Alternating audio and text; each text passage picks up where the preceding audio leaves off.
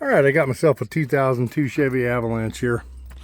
Gonna put a fuel pump in it. Thought I'd do a sneaky job like a 2016 Power Wagon, but fuel pump isn't in the bed. It's in the back seat. Avalanches and Escalades, I'm sure the same way. This is a 1500.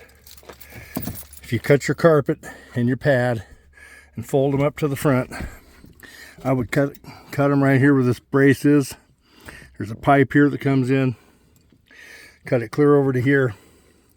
And then you can take your right angle grinder and cut this body metal out. 1, 2, 3 ribs. Cut it over as far as you can. Take a hammer like I did. Whack this right in here a few times so it'll make a crease, and then it's real easy to bend. And then I can take and vacuum that, blow it out with an air hose, get the pump out of there and take it with me to the parts store and make sure I got the right pump. Be easy to do. Make sure you have a fire extinguisher with you.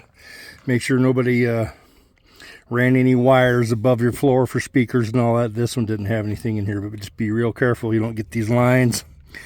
Just don't go deep. Be real slow, careful. And then I can put in a new pump, put that back, and it'll be all pretty slick. Hope this helps you out, doing it the easy way.